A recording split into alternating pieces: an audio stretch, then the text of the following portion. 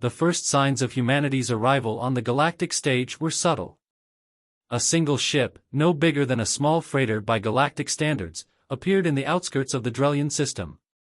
Its sleek, unadorned surface was a deep matte black, a sharp contrast to the highly ornate ships that filled the skies of most galactic races. To the various species of the Galactic Senate, the ship was little more than an insignificant blip, a curiosity, perhaps, but hardly anything to worry about. For years, humanity had been an isolated species. Hidden away on a small, blue planet orbiting a yellow star, humans had no idea of the vast, sprawling galactic community that existed just beyond their reach. But when the first human explorer, Captain Jonah Stone, managed to crack the code of faster-than-light travel, it all changed. Humanity's first ship, the Hopeful, left Earth's atmosphere, and suddenly, a vast new universe was within their grasp. The Drellian system was their first destination, a seemingly random choice in their attempt to make contact with other sentient lifeforms. From the moment they arrived, everything changed. The Senate, an assembly made up of representatives from dozens of different species, sat in their grand chambers within the towering Senate Hall on Celestia Prime. They had been convened on routine matters, but the whisper of something new and unknown quickly became the topic of conversation. Through their monitoring stations, they picked up the strange, human-made signals, encrypted, but not hostile. A lone ship. No military fleet.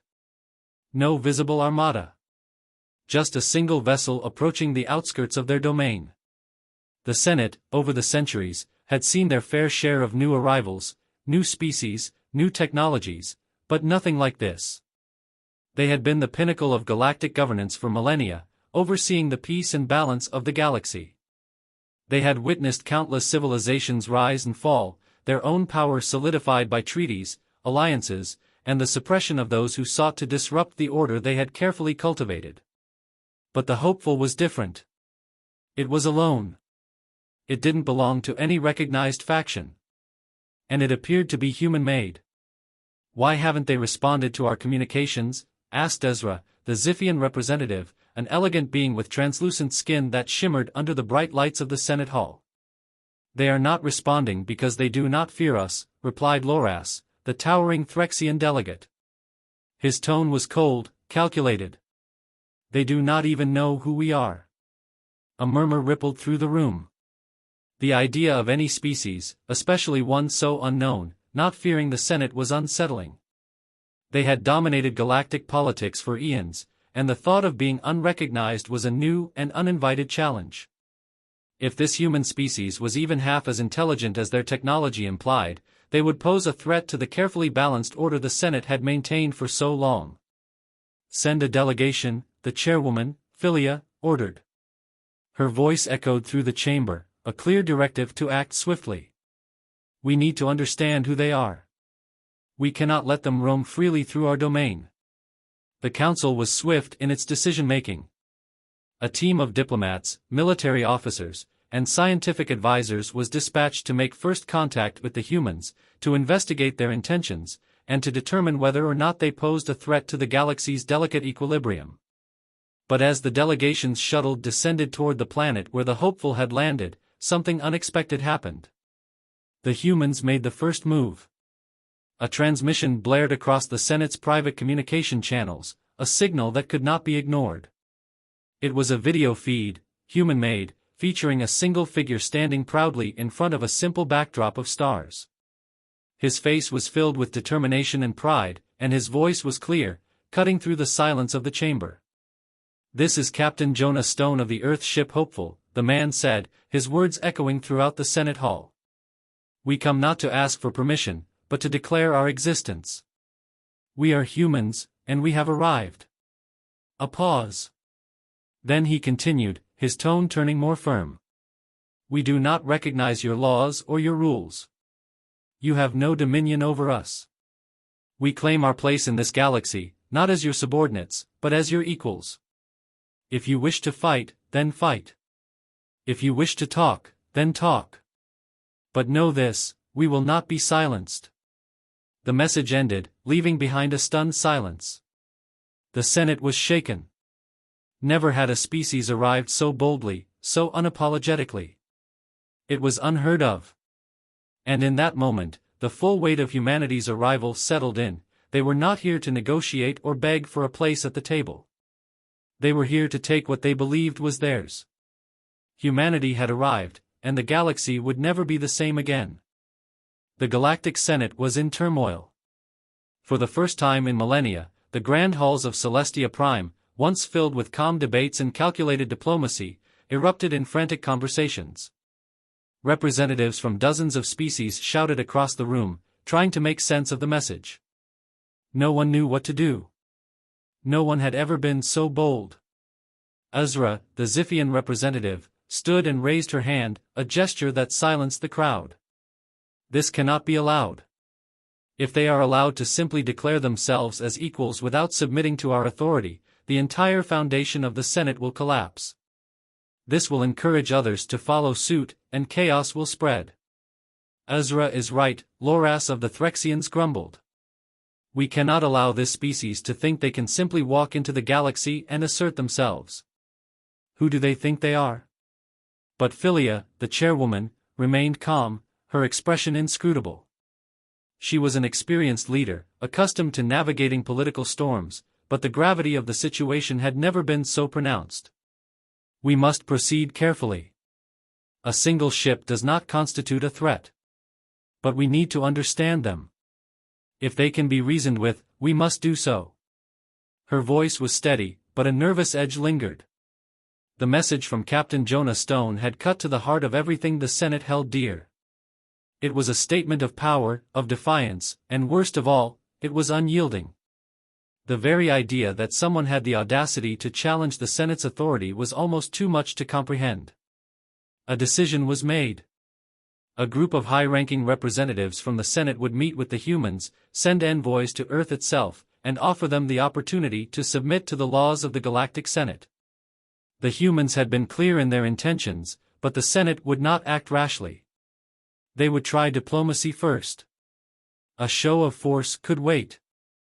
The Senate's flagship, Vigilance, a colossal ship brimming with military strength and political symbols, set course for Earth. It was an imposing vessel, large enough to make even the most arrogant species reconsider their actions, but the Senate's true power lay in its alliances, its ability to enforce the will of the majority. While the Vigilance traveled to Earth, another secret mission unfolded on Celestia Prime. The military councils, along with their most brilliant tacticians, began plotting. They knew that the humans' technological advancement was surprising, faster-than-light travel had not been expected. But what worried them more was the threat that humanity might possess something far greater than their technology, something they hadn't yet shown. Do you think they know something we don't? Loras asked, leaning over to Ezra during a private meeting. Ezra was deep in thought. I think they're hiding their true capabilities. They made that transmission, but they've given us nothing else. They didn't send a fleet, no reinforcements, nothing but one ship. It's unsettling. The human delegation had left too many questions unanswered. What kind of civilization would boldly declare itself to the galaxy, and yet, refuse to even send a proper representative? There was an underlying arrogance in their message, but also an unsettling calm. It suggested they weren't worried, almost as if they knew they had the upper hand. Back on Earth, humanity wasn't waiting for the Senate to make the next move. President Emily Carter of the United Earth Government, newly elected but known for her decisiveness, had already called for a broadcast to address the people of the galaxy. Her speech, much like Captain Stone's transmission, was direct. We, the people of Earth, are not interested in your politics or your rules.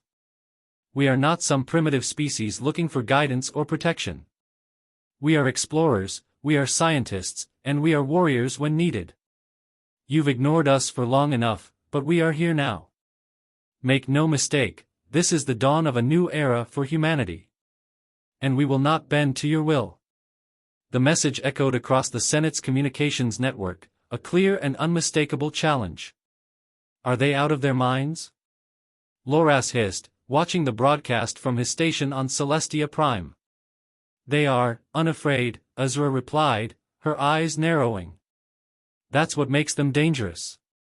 The Senate's envoys arrived in the Earth's orbit, and the eyes of the galaxy turned toward the tiny blue planet.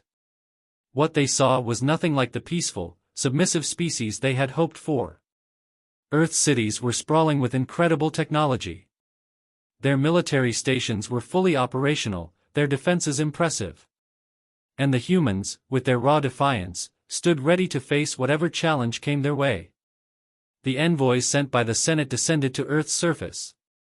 Their mission was simple: convince the humans to bend the knee, to submit to the Senate's guidance, and to become part of the Galactic Order. But there was no guarantee that this would be an easy task. The Senate was about to learn that humanity was not a species that could be intimidated, manipulated, or silenced. The humans had their own ideas of how the galaxy should function, and they weren't about to let the Galactic Senate push them around. The Senate's envoys landed in the heart of Earth's capital, a vast, gleaming city that represented the pinnacle of humanity's technological and cultural achievements. The humans, unlike many of the Senate's previous encounters with lesser civilizations, weren't swayed by the sheer might of the envoys' presence. Instead, they greeted them with open arms and equal parts curiosity and caution. President Emily Carter welcomed the delegates in a massive chamber, her eyes sharp with determination. She did not flinch as the senators filed into the room, most of them, towering and imposing, their species naturally intimidating.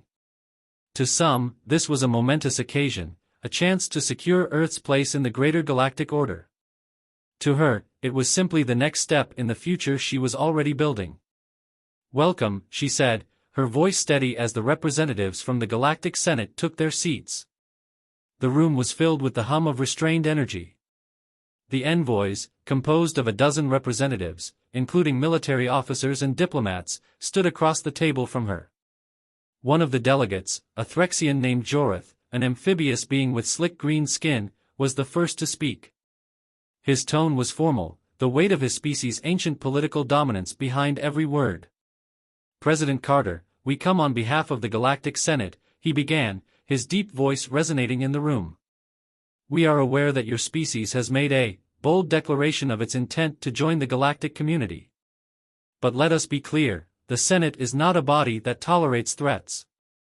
You and your people must submit to the rules we've established. Your actions, while impressive, are no substitute for the experience and authority the Senate commands."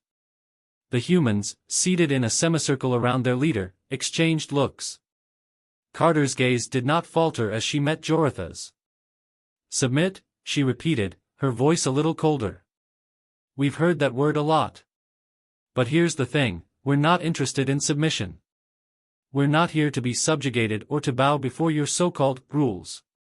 If you want us to be part of this galaxy, we'll negotiate, asterisk as equals star dot." The room went silent, the tension palpable.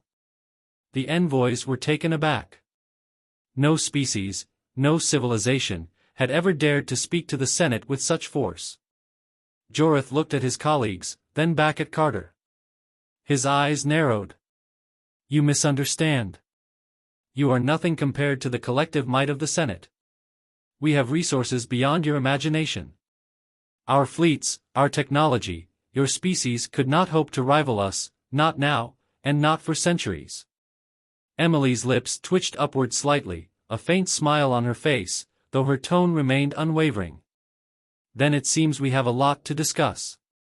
As the debate raged on, it became clear that the envoys had underestimated humanity. The humans had not only the audacity to speak up but the substance to back it up. Their technology, though not as ancient as the Senate's, was advanced enough to raise alarms. Their military capabilities, while untested in galactic combat, were formidable. But it wasn't just technology that had made humanity such an unpredictable force. It was their mindset, their refusal to be cowed. The Senate envoys demanded to meet with President Carter privately. In a smaller chamber, away from the prying eyes of the public and the media, they got to the heart of the matter. "You're playing a dangerous game, President Carter," Jorith warned, his tone more threatening now. "The Senate has no need to negotiate with a species that does not understand its place. If you continue to reject our offer, we will have no choice but to respond with force. We will crush your resistance before it grows too strong." Carter leaned back in her chair, staring at the Threxian with a calm expression. Your threat doesn't scare us, Jorith. You don't know what we're capable of. What you call a game is the future we're building for ourselves, and we'll fight for it. One of the humans in the room, General Alexander Kane, a decorated war hero, spoke up. His voice was cold, and his military background had trained him for moments just like this. Let's make one thing perfectly clear: we will defend ourselves, and if it comes to war, we'll fight it. We don't need to submit. We don't need permission from anyone. We're here to be a part of the galaxy, not as your subjects, but as your partners. The envoys shifted uncomfortably. They had not expected such defiance. Every race they had encountered, from the mighty Zorati to the peaceful Ilroxi, had always understood their place in the larger galactic structure. The Senate's rules had never been questioned, until now. Joritha's expression hardened. Very well. If that is your answer, then we must prepare for the consequences. But know this, you will not be allowed to defy the Senate for long. You don't get to decide that, President Carter shot back, standing up. We do. And with that, the diplomatic negotiations officially broke down. No compromise had been reached. The Senate, shocked by humanity's refusal to bend, had no choice but to report back to Celestia Prime. War was not imminent, not yet. But the lines had been drawn.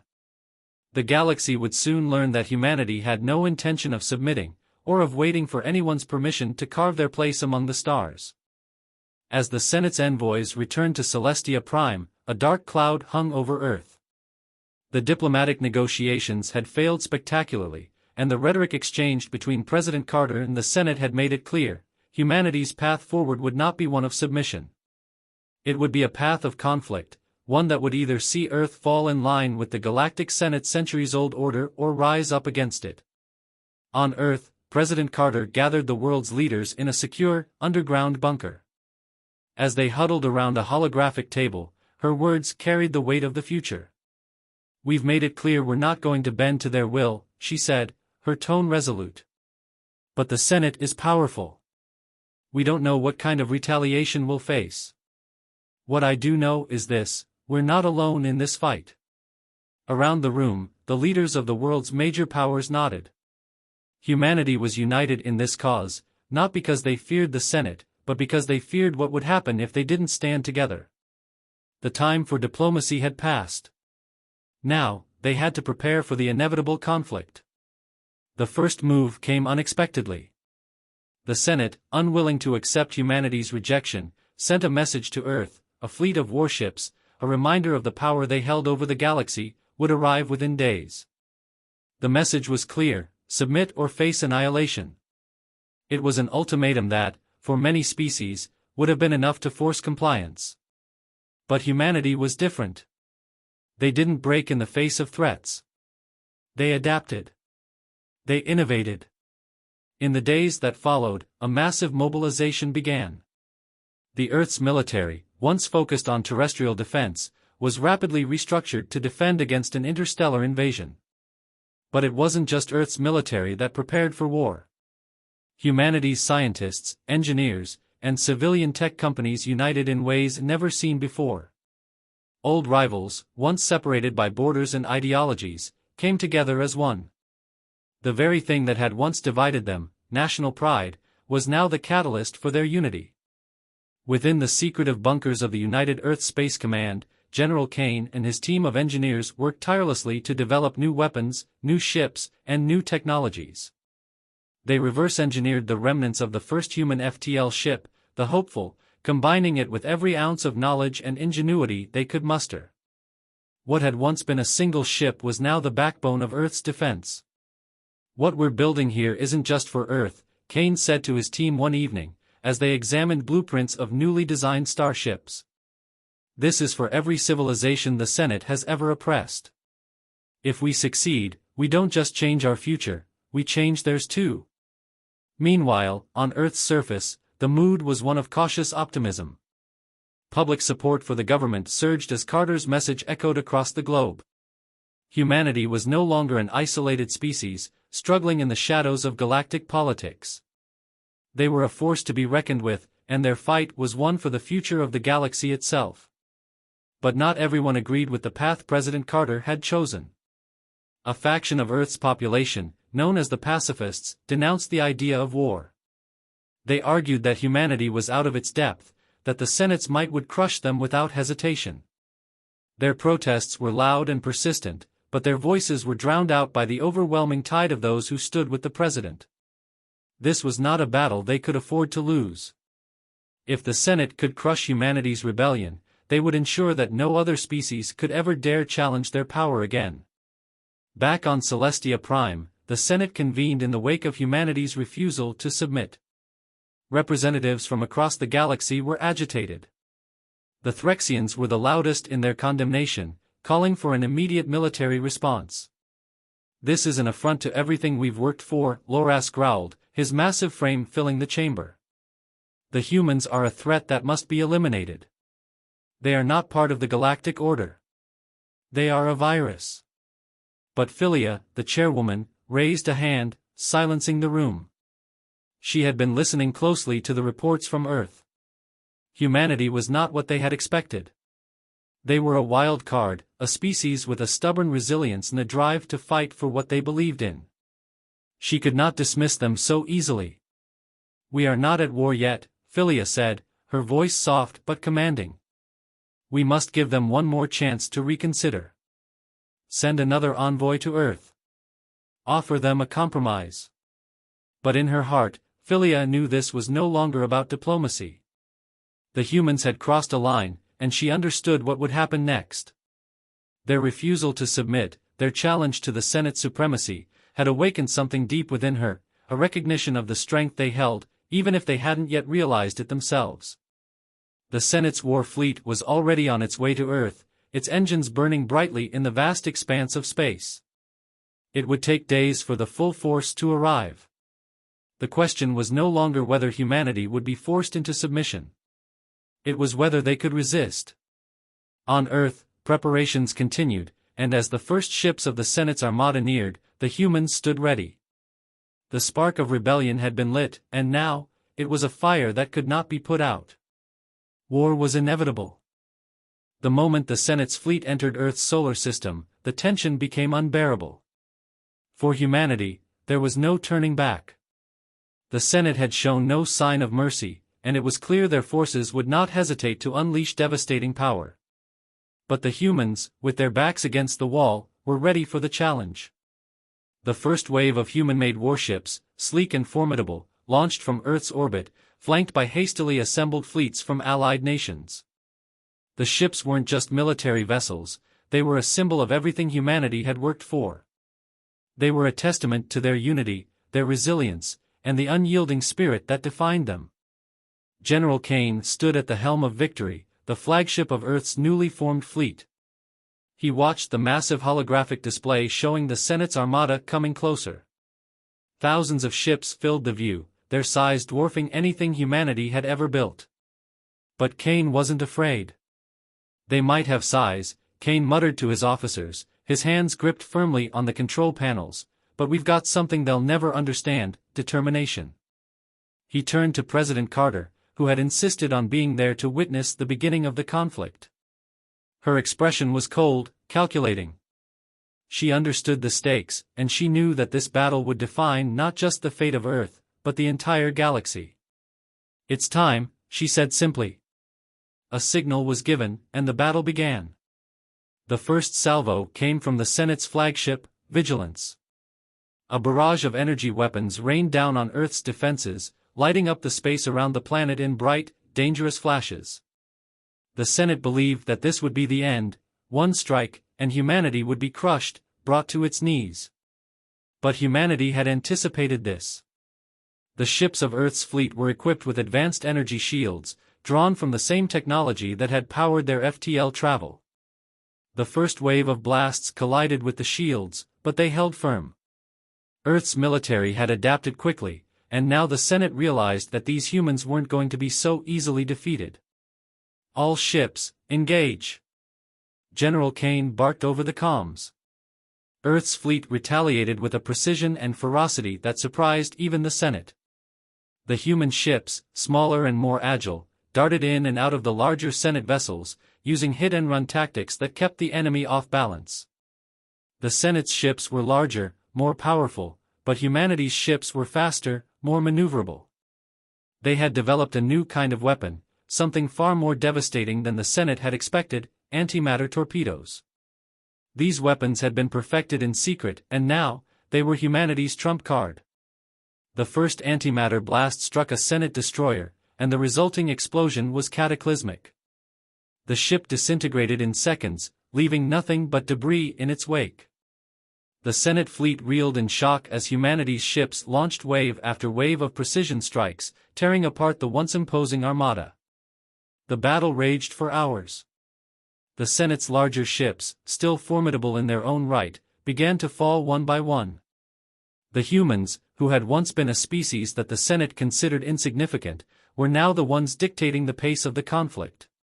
On Earth, people gathered in the streets, watching the unfolding battle on massive screens. The air was thick with anticipation, and a sense of unity spread through the planet. For the first time in history, humanity was fighting not just for survival, but for the right to stand as equals among the stars. The Senate had underestimated them, and now, they were paying the price. In the heart of space, the tide of the battle was beginning to shift. The Senate fleet, once overwhelming in its numbers, was now struggling. Their ships, powerful but sluggish, were being systematically dismantled by the relentless assault of Earth's fleet. The Senate's vaunted leadership, their centuries of experience, were not enough to overcome the sheer unpredictability and ruthlessness of humanity. "We've got them on the ropes," Kane said, watching the holographic battle map update with every passing second. The Senate fleet was breaking apart, their numbers dwindling rapidly. "This is our moment." But despite the chaos unfolding around them, the Senate was not ready to give up. On Vigilance, the flagship of their fleet, a senior officer called for a last-ditch effort, a full-scale assault on Earth itself. If they couldn't win in space, they would strike directly at the heart of humanity's homeworld. "Prepare the planetary assault," the officer ordered. "We'll bombard the surface with everything we have left. There's no other choice." The order was given, and the last remnants of the Senate's fleet began their descent toward Earth's surface. But humanity was prepared for this, too. As the Senate ships began to fire their devastating planetary bombardment weapons, Earth's last line of defense activated: the planetary shields. These were no ordinary shields, they were the result of years of research, the culmination of humanity's technological ingenuity. When the Senate's bombs rained down, they collided with the shields in a massive burst of energy, but the shields held strong, absorbing the full force of the attack. "We're not done yet," President Carter said, watching the defense systems hold. She turned to General Kane. "Let's finish this." With one final, coordinated strike, the remaining human ships launched a final offensive. The Senate fleet, battered and broken, was no match for the overwhelming firepower now directed at them. One by one, their ships were torn apart, their once proud fleet reduced to nothing but space debris. The battle was over. As the last Senate ship was destroyed, Earth's fleet emerged victorious. The humans had done it. They had stood up to the Galactic Senate, and they had won. The galaxy would never be the same again. The victory over the Galactic Senate sent shockwaves through the galaxy. For centuries, the Senate had been the unchallenged authority in the cosmos. No species, no civilization, had ever dared defy its will, until humanity. The news spread like wildfire, the Senate's humiliating defeat the topic of every conversation, from the corridors of power on Celestia Prime to the farthest reaches of the galaxy. On Earth, the celebrations were mixed with cautious optimism. Victory was sweet, but the cost had been immense. While the Senate's fleet had been obliterated, Earth's defenses had not come without sacrifice. Thousands of lives had been lost, and many of humanity's cities were still recovering from the shockwaves of the space battle. But the most important thing was that Earth had survived, and humanity had proven itself a force to be reckoned with. President Emily Carter stood before the United Nations, her expression solemn as she addressed the global leaders. Behind her, the holographic display showed the aftermath of the battle, the broken remains of the Senate fleet, scattered across the vacuum of space. "We've won," she said, her voice strong, "but this victory is just the beginning. The galaxy will never see us the same way again, and we must be ready for the future."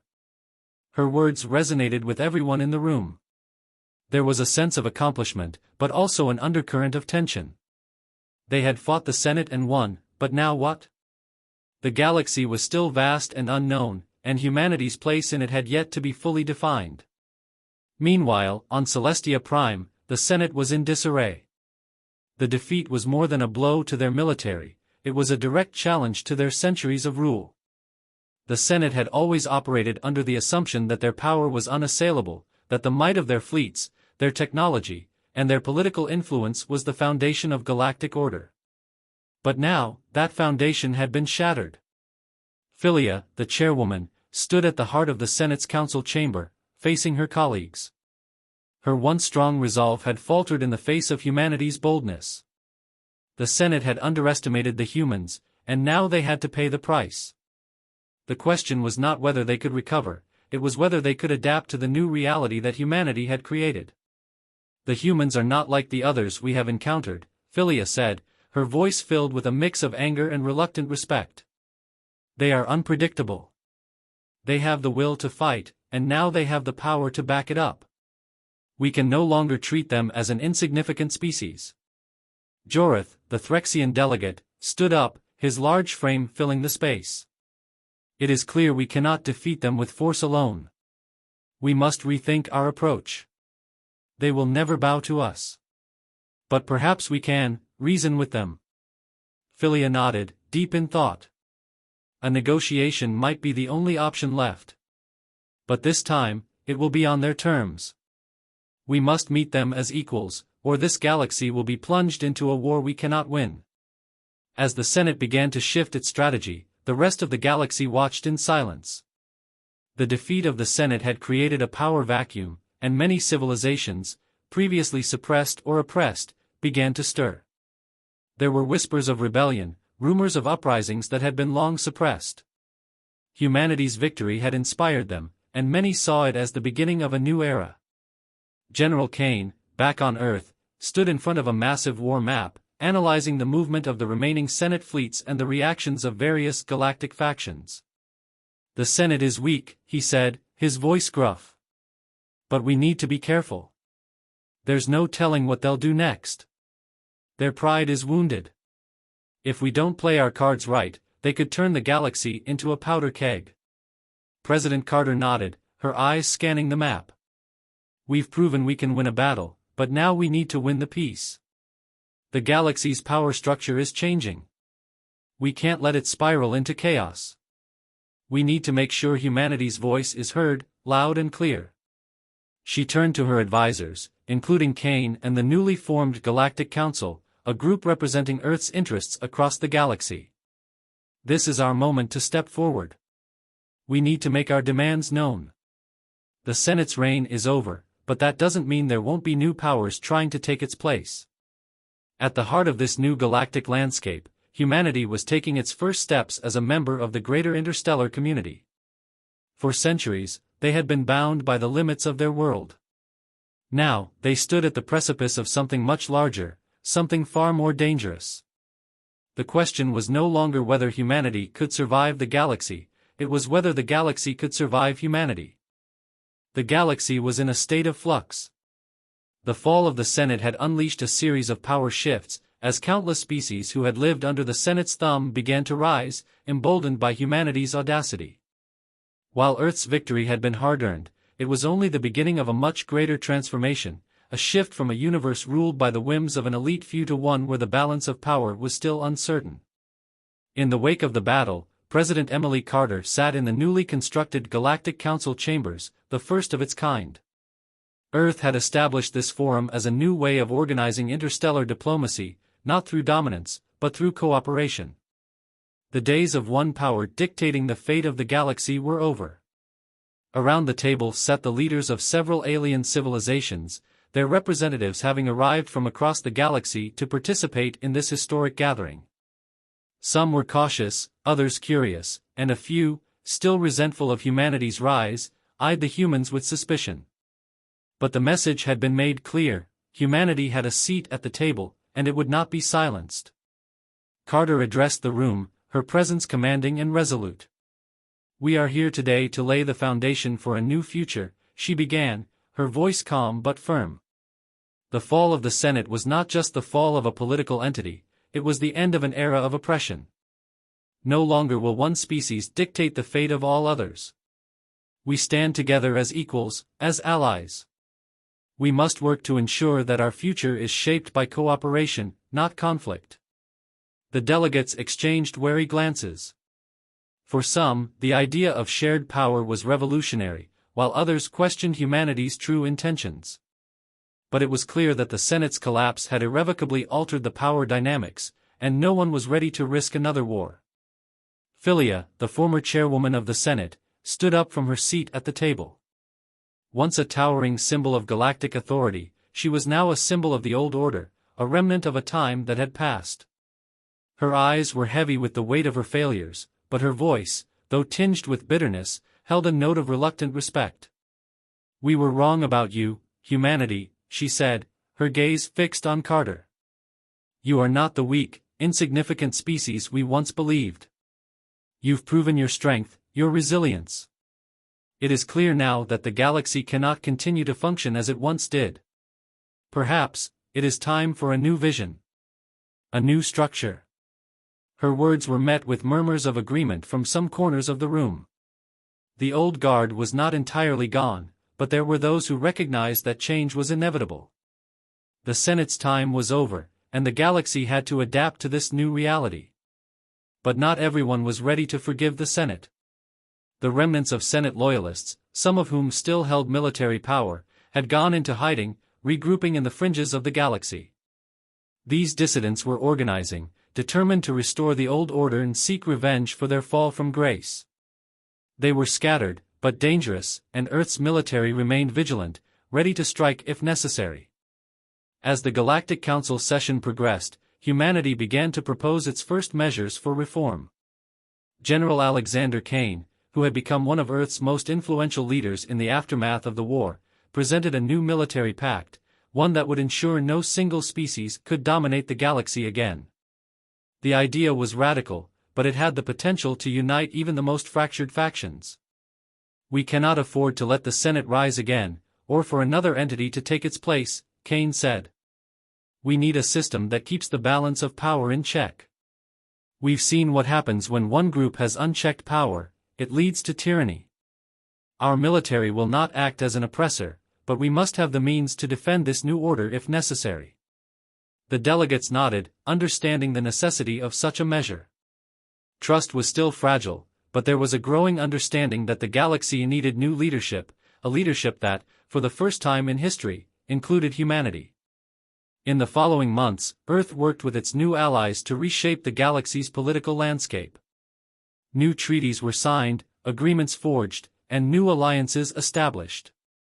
Though the remnants of the old regime still lurked in the shadows, humanity's voice was becoming louder and more influential with each passing day. Earth was no longer just a planet of humans, it was a world at the heart of a new galactic order, one that promised peace, prosperity, and cooperation, or so they hoped. But even as Earth basked in the success of its newfound influence, Carter knew that their real work had only just begun. The galaxy was vast, filled with complexities and dangers that no one could predict. There were still species to be won over, factions to be united, and old wounds to be healed. "The Senate may be gone," Carter said to her closest advisors as they watched the newly formed Galactic Council in action. "But the real challenge is maintaining what we've built. It won't be easy, but we can't fail now. We have the chance to build something better. For everyone." The future was uncertain, but for the first time, humanity was no longer an afterthought in the galactic stage. They were a force for change, and the galaxy was watching, waiting to see how they would shape it. The rise of humanity had been swift and violent, but the world now stood at the cusp of a new era, an era where they would no longer fight to survive, but to lead. And as Earth looked to the stars, they realized that their place among the stars was no longer in question. Humanity was here to stay. The galaxy had just begun to change.